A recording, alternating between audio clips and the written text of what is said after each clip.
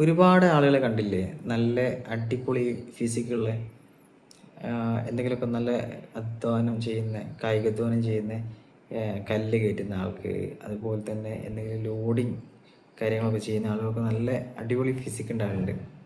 അപ്പം അവർ ശരിക്കും protein എടുത്തിട്ടോ creatine എടുത്തിട്ടോ മറ്റ് കാര്യങ്ങൾ എടുത്തിട്ടോ ജിമ്മിൽ പോയിട്ടോ ഒന്നുമല്ല അവരെ ഫിസിക് അങ്ങനെ ആക്കിയെടുത്ത്. ഹാർഡ് വർക്ക്, കൃത്യമായിട്ടുള്ള ഹാർഡ് വർക്ക് അവർ വരുന്നുണ്ട്.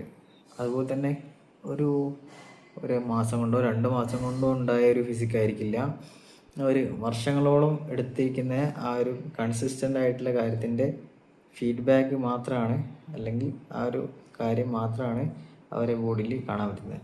അപ്പം നിങ്ങൾക്കും അതിന് സാധ്യമാണ്, എനിക്കും അതിന് സാധ്യമാണ്. അതിന് കൺസിസ്റ്റൻസി എന്ന് പറയുന്ന കാര്യം വളരെ ഇമ്പോർട്ടൻ്റ് ആണ്.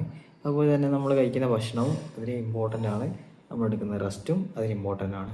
അതിനും ഉപരി വേറെ കാര്യങ്ങളുണ്ട്, ജനറ്റിക് എന്ന് പറഞ്ഞ കാര്യങ്ങളും വളരെ ഇമ്പോർട്ടൻ്റ് ആണ് എന്നുകൂടി ഞാൻ ഓർമ്മിപ്പിക്കുന്നു. Bye, see you next video.